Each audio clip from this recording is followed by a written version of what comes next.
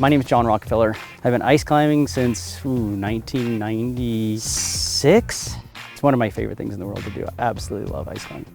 So we have a new Quark for fall 2018. The last time it changed was 2010. And the tool has gone through a lot of subtle evolutions, but it's the sum of all those subtle evolutions that's really made the difference. We started with the tool itself, and we're looking at the junction between the head and the shaft. We've improved the durability in that area. We have a new nylon insert that we've been testing for the last 3.5 to 4 years. In technical alpine climbing, especially on lower angle terrain, a lot of people grip mid-shaft. So now we've hydroformed the shaft here, and the specific shape was to kind of match the hand. When you close your hand and you look at that first knuckle here, you're gonna see a little bit of a triangle, right? It's a little bit tapered here, a little wider towards the thumb. The shape of this shaft now matches that shape. It really plunges nicely and it indexes really well so that when you go to plunge this, the blade doesn't want to deflect because it indexes into the same shape as your hand. The shape of the handle can make a huge difference in comfort and efficiency and how well the tool sticks each time you swing it. We've actually looked at flattening the sides even further. A great analogy Conrad Anker came up with, which I thought was brilliant, was like a hockey stick. You need to control this thing at the very end called the blade of the hockey stick. And to control that perfectly, what they've done over the years is made kind of almost a rectangular shape. It allows us to control this blade at the very end of the tool, giving it a really flat spot to index in the palm of the hand. And then we've also increased the volume at the very bottom here. What we found is in ice climbing, if you have any space between your hand and the tool, you tend to grip more. And as we grip more, we're engaging muscles more. We get more fatigued. So by putting more volume in here, there's more contact directly with the hand. The hand stays in a little bit more open position, which actually we found in our testing is more restful. You actually are more comfortable over time and you don't fatigue as quickly. We've actually created the ability now to fold up the lower grip rest. And this is awesome because in a lot of times in alpine climbing, you're gonna wanna be able to take the tool and plunge it into the snow. So mid-route, if all of a sudden I'm getting into deep snow and I just wanna have a super clean shaft to be able to do that, I can move the upper grip rest up the tool, fold in the lower grip rest. Now I have a tool that's perfect to plunge into the snow. I have a great mid-shaft grip here as well that's supported by the upper grip rest and the shape of the shaft. And this, again, can transition from alpine climbing mode to technical ice now in the field very quickly. So there's a new stainless steel spike at the bottom here, single point, really shaped again just for a better purchase if you're just in PLA cane mode or just using it like a normal ice tool. And I think one of the things about the Quark that to me is really the most valuable aspect of it is that it's highly configurable, it's highly versatile. There's 4 different picks that you can put on this. It ships with what we call our ice pick. The ice pick is a 4mm at the head, tapers to 3.2mm, and really excels for general all-around climbing, alpine climbing, ice climbing. It's stiff enough to be able to use in kind of mixed terrain a little bit because of the way that we taper it to 3.2mm. The top of the pick here and the teeth are really designed to excel in ice. Swap this out to a dry pick or the pure ice if you want to do more ice climbing. Add the head weights on it if you want to really have really great anchorage and great sticks. It's modular in the head as well, so you can take this hammer off and put a smaller hammer on if you want to, save 30 grams or more. If you want to put an adze on it, you can put the adze on here. You can take it off if you want to lighten the tool, so you can take the hammer off, take the head weights off if you had them, take off the grip rests, and you can basically lighten this tool down to really, really lightweight. Once you start getting into really steep grade 5 ice and 5+ and more, or even in overhanging mixed terrain, the ergonomics of the shape of the handle and the grip here is going to come into play for efficiency over time. It's very straight at the bottom, and that straight lower shaft is necessary for being able to plunge the tool in kind of softer snow and technical alpine terrain. But once we get to steeper climbing terrain, we're going to find our wrist in a position that's in a kind of a vertical position like that. And as soon as you have to turn the hand to match the shape of the shaft and the angle of the shaft here, you now have to engage a couple different muscles, right? You engage the muscle in the front of the forearm and in the back of the tricep area as well. Imagine having to use all of those muscles every time you pull. So as you get to steeper terrain, you're going to want to have a handle that's a little bit more inclined, getting that wrist into a more neutral position for greater efficiency for each swing. So once you start getting into grade 4 ice, 4+, 5+ ice, you start getting in a little bit of almost overhanging ice, this tool is going to excel in that area. The Nomic is really kind of our benchmark classic tool. I mean, this tool started in 2006. This particular tool really is an ice climbing specialist. It goes into a much more inclined position, so the wrist goes into a very neutral position.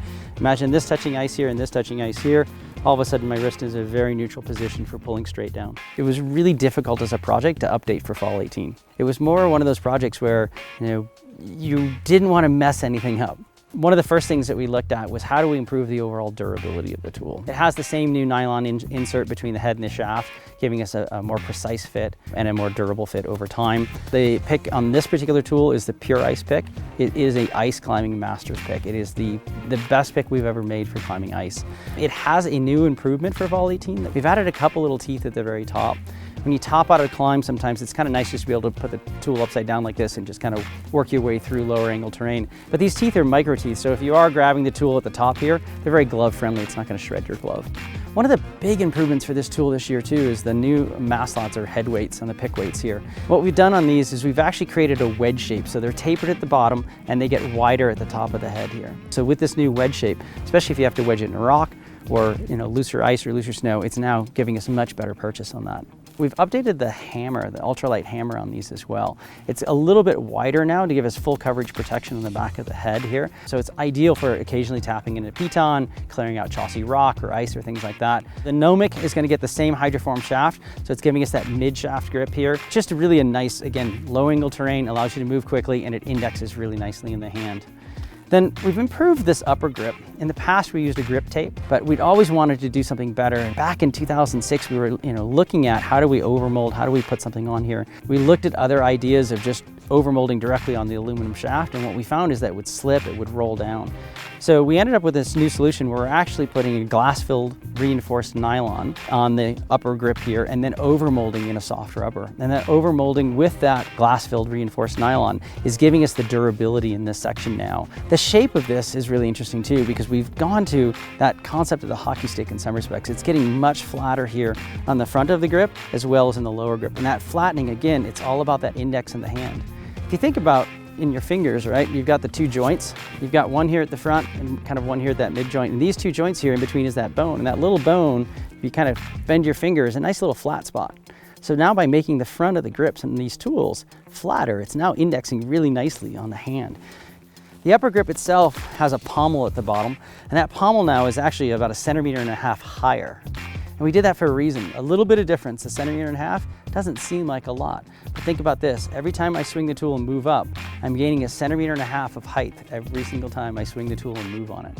If you do that over a 6-pitch route, you're gaining multiple meters of distance in efficiency just because of where we've put the new upper grip. We've actually lightened up the overall grip at the bottom here. And in doing such, we've actually taken this tool and it's now the exact same weight as the previous generation, but now it includes the lightweight hammer.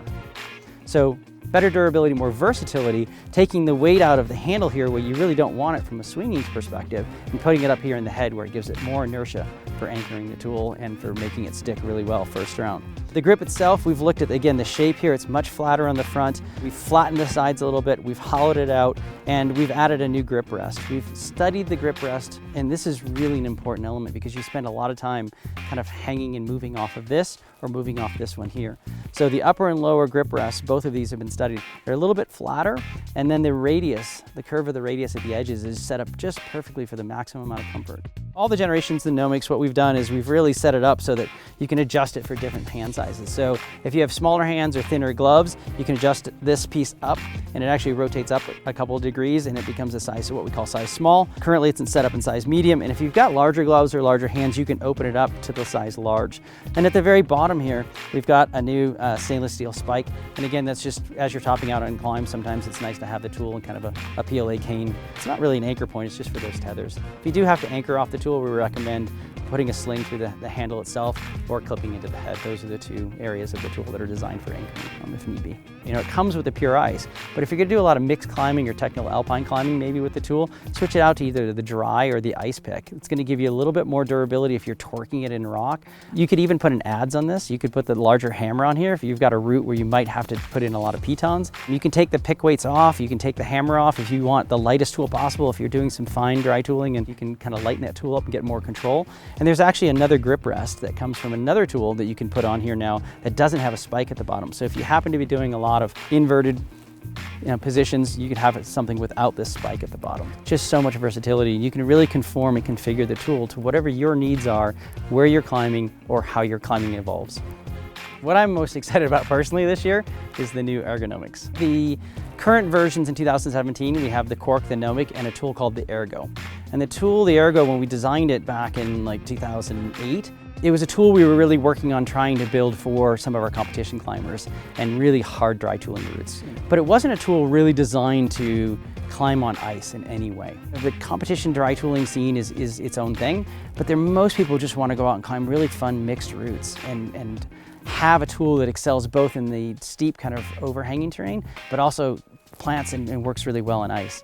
And so the Ergonomic really is now the bridge between what was the Ergo and what was the Nomic, and it's now the Ergonomic. And the idea is to create a tool for people who wanted an even more ergonomic tool for steep terrain that had mixed terrain, both rock and ice. And so if you were to look at the Nomic versus the Ergonomic, you're just going to see the upper shaft, the head are fairly identical on these two. And really where the primary difference is when you get down here to the lower grip. In the lower grip, you're going to see we've inclined the lower grip to really give it a bit more of a neutral position in the wrist in that steeper terrain.